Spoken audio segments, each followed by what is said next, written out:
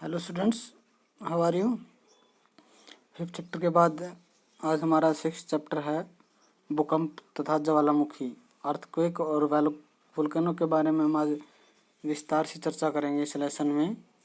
तो क्या है भूकंप, क्या इसका अर्थ और परिभाषा है कि पृथ्वी की आंतरिक हलचलों के कारण धरातल के किसी भाग में अचानक कंपन उठना भूकंप कहलाता है। कि भी किसी न किसी इंटरनल फोर्स के कारण, पिछले लेसन में हमने पढ़ा कि बाह्य फोर्स किस तरीके से काम करते हैं और आंतरिक जो बल हैं वो किस तरीके से काम करते हैं। तो आंतरिक बल के कारण जब किसी पृथ्वी के भूभाग का जो भाग है उसमें कंपन पैदा होता है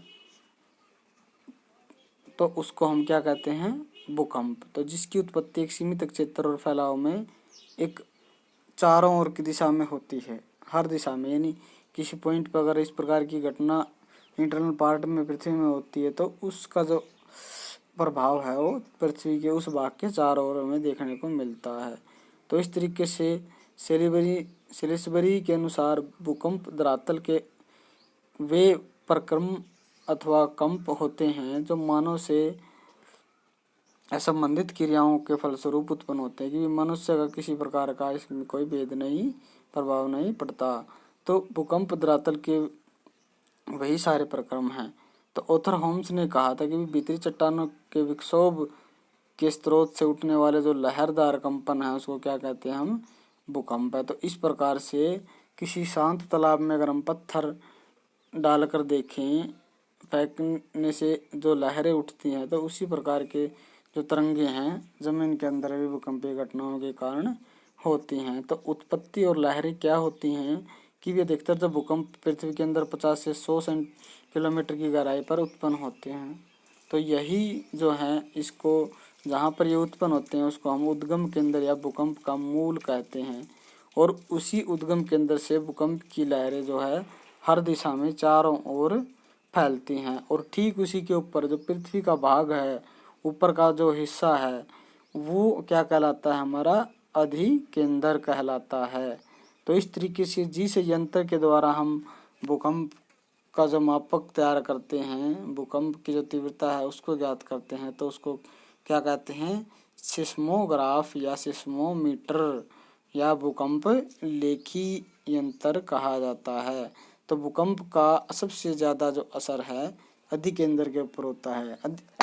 अधिकेंद्र क्या बताया, जैसे डायग्राम में 6.1 में दे रखा है ये कि भी भूकंप का जो मूल है, सेंटर पॉइंट है, वो पृथ्वी के अंदर होता है जहाँ से उत्पत्ति होती है भूकंप की। और उसके सीधा ऊपर पृथ्वी के भाग के ऊपर, पृथ्वी के तल के ऊपर 90 डिग्री के कोण पर सबसे ऊपर जहाँ पर सबसे पहले नुकसान होता है, असर होता है भूकंप की लहरों का, तो वो एरिया अधिकेंद्र कहलाता है।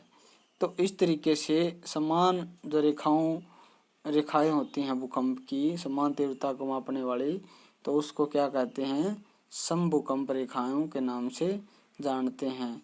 और ये समभूकंप रेखाएं क्या करती हैं, भूकंप की जो तीव्रता है, गति है उसको मापती हैं।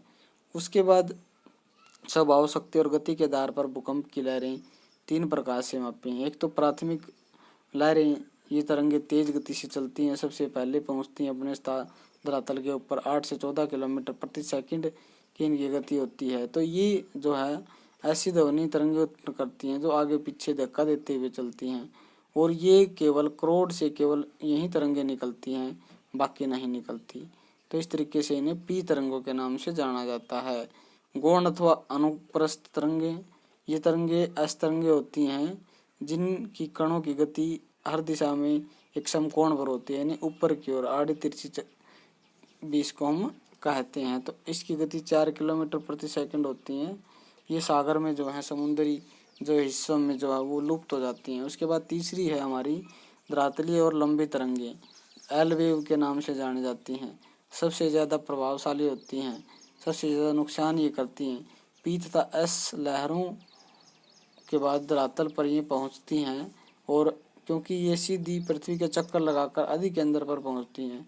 अधिकेंद्र मैंने क्या बताया था आपको स्टूडेंट्स कि पृथ्वी के ऊपरी तल के भाग पर। तो एल तरंगे भयंकर तरंगें होती हैं। ठोस, तरल और गैस तीनों माध्यमों से ये गुजर सकती हैं। 3.5 किलोमीटर प्रति सेकंड की गति के साथ ये सबसे ज़्यादा विनाशकारी भी होती हैं। अगर तीव्रता की बात करें, इंटेंसिटी की बात करें भूकंप की, तो भूकंप कितना बड़ा होगा यह पता लगाना आज भी एक समस्या है, क्योंकि जितनी स्पीड से हम मूल्यांकन करते हैं विनाश का, जिसमें मृत्यु होती है, पुल, बांध, मकान, बिजली के तार, सभी चीज़ों का नुकसान होता है, तो भूकंप की तीव्रता को मापने का सबसे पहला जो है रोसी-फेरेल पैमाना दुनिया के सामने 1883 में आया था, और इसका इस्तेमाल लगभग आधी शताब्दी तक पूरे विश्व ने भी किया। तो इसके बाद दूसरे पैमाने आए 1902 में।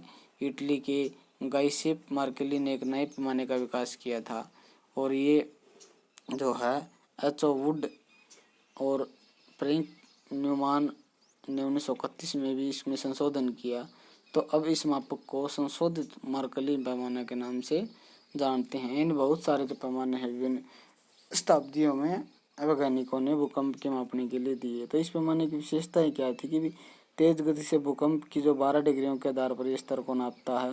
गुणात्मक विधि है, भूकंप की तीव्रता को नापने के लिए मशीन और उपकरणों का प्रयोग नहीं होता। सभी प्रकार के पोस्ट कार्ड, चिट्ठियों और साक्षात्कारों के अन्वेषणों की तफसील इकट्ठे से किए जा सकते हैं इसमें। तो इस तरीके से हम इन पैमानों के द्वारा भूकंप के तीव्रता को माप सकते हैं। उसके बाद आती है भूकंप का परिमाण, कि किस तरीके से हम मैग्नीट्यूड कर सकते हैं।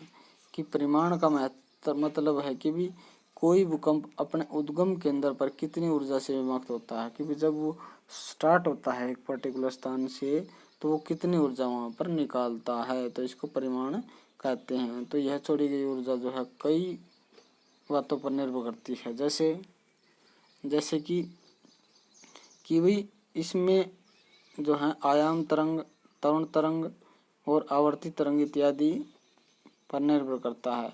भूकंप का परिमाण को सिस्मोग्राफ के द्वारा रिकॉर्ड किया जाता है।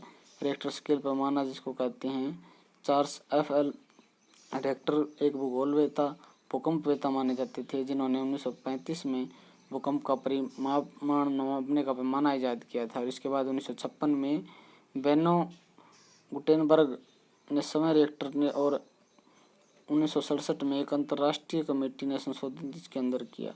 तो इसकी भी काफ़ी ज़्यादा विशेषताएं थी। 8.6 परिमाण का भूकंप मापे जा सकते थे, और अधिकतम और न्यूनतम सीमा इसकी कोई नहीं थी पैमाने की। यह एक लघुगणक पैमाना है जिसका उच्च पूर्णांक जो है भूकंपीय तरंग के आयाम पर निर्भर करता है, यानी 1.10 गुणा गति को बताता है। तो ये इसकी सारी की सारी विशेषताएं होती हैं। तो इसकी तीव्रता परिमाण की तुलना किस तरीके से हम कर सकते हैं कि किसी भूकंप की तीव्रता और परिणाम में अंतर होता है। तीव्रता का संबंध कई चीज़ों से होता है, जैसे उस क्षेत्र की चट्टानों के प्रकार पर, कठोरता पर, भूकंप के मूल पर, उद्गम केंद्र की गहराई पर और आदि केंद्र से दूरी पर। कि भी इन चीज़ों पर डिपेंड करता है कि भूकंप की गति क्या होगी, किस तरीके का विनाश होगा। उसके बाद कारण क्या हैं भूकंप के? प्रमुख कारण जो हैं, पृथ्वी की संतुलन अवस्था में खलल पड़ना हम कह सकते हैं कि भी इंटरनल जो पार्ट है पृथ्वी का, उसके अंदर किसी न किसी प्रकार की घटना होती है। एक तो पहली घटना है जो भू प्लेटों का खिसकना, यानी जो प्लेटों के बारे में हमने चर्चा की थी कि भी वो जो प्लेट हैं, औसतन प्लेट की मोटाई जो है 100 किलोमीटर तक की होती है। तो कई प्लेट जो कमज़ोर होती हैं तो वो खिसक जाती हैं, भारी प्लेट उसको एक स्थान से दूसरे स्थान पर खिसका देती हैं, जिसके कारण भूकंप की हमें संभावना महसूस होती है। उसके बाद ज्वालामुखी, जब भूकंप ज्वालामुखी से करीबी संबंध होता है क्योंकि जब बहुत ज़्यादा लावा जो है वो बहुत ज़्यादा तेज गति से बाहर निकलता है, तो नीचे का जो भाग है वो खाली होना शुरू हो जाता है। तो इस तरीके से बहुत सारे भाग को जो है जब लावा निकलता है तो चट्टानों को तोड़ता हुआ बाहर आता है, तो जिससे क्या है चट्टानों में कंपन उत्पन्न होता है। तो इस छोटे क्षेत्र में इससे भूकंप भी आता है। उसके बाद भूपटल पर संकुचन, के भी ऊपरी जो भाग है परपट्टी का ताप वितरण के कारण ठंडी हो चुकी होती है, लेकिन इसके भीतर के भाग धीरे धीरे सिकुड़ जाता है और ऊपरी चट्टानें जो हैं सिकुड़ती रहती हैं और समायोजन करती रहती हैं। तो इस तरीके से सालों में की अवस्थाओं में भूकंप आते हैं, क्योंकि कई बार सर्दी के मौसम में वो सिकुड़ जाती हैं और गर्म मौसम में वो फैल जाती हैं। तो इस तरीके से वो भी भूकंप का एक कारण है। उसके बाद है भू संतुलन की भी एडजस्टमेंट जो है भूमि का, वो चट्टानें एक दूसरे के आगे पीछे खिसक कर करती रहती हैं। तो ऊपरी चट्टानें नीचे समायोजित होकर संतुलन बना लेती हैं। तो इस तरीके से भूभागों में अपरदन की घटनाएं भी होती रहती हैं। इसी पृथ्वी का संतुलन भंग भी हो जाता है। तो उसी प्रक्रिया के कारण भूकंप की अवस्था का जन्म होता है। तो इस कार्य में प्रचंड ऊर्जा की आवश्यकता पड़ती है जिसे भूकंप आता है, क्योंकि जब प्लेटें खिसकती हैं बहुत भारी तो बहुत ज़्यादा एनर्जी निकलती है। तो उससे भी हमें भूकंप का अनुमान लगा सकते हैं। तो इलास्टिक डिबाउंड सिद्धांत की अगर हम बात करें, F.H. रीड के अनुसार चट्टानें रबड़ की तरह प्रत्याशित होती हैं क्योंकि वो खिसकती रहती हैं। तो इन शैलखंडों के अकस्मात टूटना, स्थान दूसरा ग्रहण कर लेना तो भूकंप पैदा करता है। उसके बाद जलीय भार कि भी मानव निर्मित बड़े बड़े जलाशयों के कारण बहुत ज़्यादा जो जल है वो भी पृथ्वी की चट्टानों को खिसकाने और दबाव महसूस करने का प्रयास करवाता है। तो इस कारण से इससे भी भूकंप की संभावना बनी रहती है। उसके बाद गैसों का फैलाव कि भी भूगर्भ में ताप में विभिन्न प्रकार की जो गैसें हैं चट्टानों के पिघलने से, समुद्री जल के उबलने से गैसों का जो उत्पत्ति होती है उसी कारण भूकंप पैदा होता है। उसके बाद अगर हम बात करें स्टूडेंट्स, तो अगला कारण है अन्य कारण जिसे हम कह सकते हैं भारी भूखंडों का खिसकना, नीचे ढलानों पर गिरना, गुफाओं की छतों का गिरना और पोखरण जो अणुबम का हमने प्रशिक्षण किया उसका प्रयोग। इसके कारण रेल और मशीनों का चलना, बहुत सारे कारण है जो भूकंप के होते हैं। वर्गीकरण अगर हम करें तो भूकंपों का वर्गीकरण सामान्य विशेषताओं के आधार पर किया जाता है। एक तो उत्पत्ति के कारणों के आधार पर भी किस तरीके की उत्पत्ति हुई है उससे पता लगा सकते हैं भूकंप की जो तीव्रता है वो कैसी होगी। दूसरा, प्राकृतिक भूकंप होते हैं उत्पत्ति के कारण पे, विभिन्न नेचुरल घटनाओं के कारण आते हैं। उसके बाद ज्वालामुखी भूकंप है, विवर्तनिक भूकंप हैं, समस्थैतिक भूकंप हैं, वितालीय भूकंप हैं, बहुत ही गहराई में जब भूकंप की घटनाएँ होती हैं। उसके बाद कृत्रिम भूकंप हैं जो मानव इफेक्टेड घटनाओं के कारण होती हैं। उसके बाद उद्गम केंद्र की गहराई के आधार पर कि उथले और साधारण भूकंप किस तरीके का उद्गम केंद्र है, कितनी गहराई पर है, उस पर निर्भर करता है। मध्यवर्ती भूकंप, गहरे भूकंप स्थिति के आधार पर स्थलीय भूकंप और समुद्रीय भूकंप हम कह सकते हैं। उत्पत्ति के आधार पर की अगर बात हमने की थी तो इसमें प्राकृतिक भूकंप हैं, पृथ्वी के विभिन्न कारणों से होते हैं। ज्वालामुखी का फटना है, इसके कारण भूकंप आते हैं। प्लेट टेक्टोनिक की अगर हम बात करें, जिसकी जब बड़ी बड़ी प्लेटें खिसकती हैं एक स्थान से दूसरे स्थान पर तब भूकंप आते हैं। समस्थैतिक भूकंप की अगर बात करें तो पृथ्वी का जो कमज़ोर भाग है वो संतुलन बिगड़ जाता है उसका चट्टानों के खिसकने से, तो भूकंप आते हैं। तो वितालीय भूकंप की अगर हम बात करें तो पृथ्वी के अंदर 300 से 720 किलोमीटर की गहराई पर ये उत्पन्न होते हैं। बहुत ज़्यादा गहराई पर ये विस्फोटक घटनाएं होती हैं। तो इसके कारण चट्टानों और खनिजों का पुनर्गठन होता है, तो भूकंप की घटनाएं होती हैं। कृत्रिम भूकंप की बात करें जैसे हम सुरंग खोदते हैं, बांध बनाते हैं, भवन बनाते हैं, रेलवे ट्रैक बिछाते हैं, तो इस तरीके के कारण भी कई बार मानवकृत भूकंप आते हैं जो काफ़ी विनाशकारी कई बार हो जाते हैं। उद्गम केंद्र के आधार पर भी उथले साधारण भूकंप, इनका केंद्र 70 किलोमीटर की गहराई में होता है। मध्यवर्ती 70 से 300 किलोमीटर की गहराई में, गहरे भूकंप 300 से 720 किलोमीटर की गहराई में पैदा होते हैं, जिन्हें वितालीय भूकंप भी हम कहते हैं। स्थिति के आधार पर बात करें तो स्थलीय भूकंप जो बड़े बड़े महाद्वीपों में काफ़ी विनाशकारी होते हैं तो वो आते हैं। दूसरा बताया था कि समुद्रीय भूकंप, जब समुद्र में भूकंप पैदा होते हैं, सुनामी और लहरें आती हैं, ज्वार भाटे आते हैं, तो इस कारण से वो समुद्री इलाकों में काफ़ी ज़्यादा विनाश करती हैं।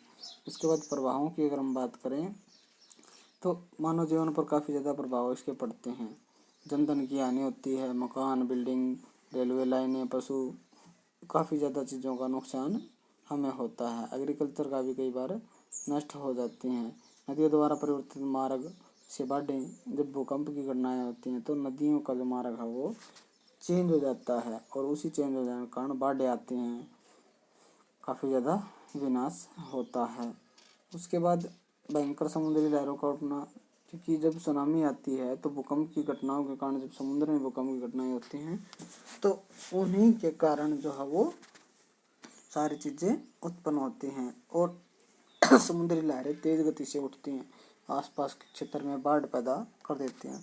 भूतल में दरार, दशाव और उभार के भी भूपटल पर जब दरारें पड़ती हैं तो ये यातायात को अवरुद्ध कर देती हैं, सड़कों का विनाश कर देती हैं, बिल्डिंग को दिशा देती हैं, तो इसके कारण काफ़ी ज़्यादा नुकसान भी हमें होता है। उसके बाद गैस, जल और कीचड़ का बाहर आना कि भी जब ज्वालामुखी फटते हैं या भूकंप की घटना आती है तो कई बार दरारों से गैस है, जल है या जो लावा जिसको हम कीचड़ बोल रहे हैं यहाँ पे, वो काफ़ी मात्रा में बाहर निकलता है। तो इससे कई बार आसपास के क्षेत्र हैं वो भी डूब जाते हैं। तो भूकंप से होने वाले लाभ की अगर बात करें तो आंतरिक संरचना के बारे में जानकारी प्राप्त होती है। भ्रंश और वलन के कारण भूआकारों को जन्म होती है, जैसे पर्वत निर्माण, मैदान, पठार, घाटियों का निर्माण होता है। झरने और नदी जलाशयों का भी निर्माण कील के कारण होता है। सुरक्षित जो पोताश्रय हैं समुद्री यातायात के लिए वो भी तैयार हो जाते हैं। तो इस तरीके से भूस्खलन के कारण नई मृदा का निर्माण होता है, जिससे एग्रीकल्चर को प्रोत्साहन मिलता है। बहुत सारी जो विशेषताएं हैं भूकंप के कारण वो भी हमें लाभ इसका प्राप्त होता है। तो स्टूडेंट्स आज के लिए इतना ही। भूकंपों का विषय वितरण और भारत में भूकंपों का विषय वितरण के बारे में हम कल विस्तार से चर्चा करेंगे। आज के लिए इतना ही। Have a nice day.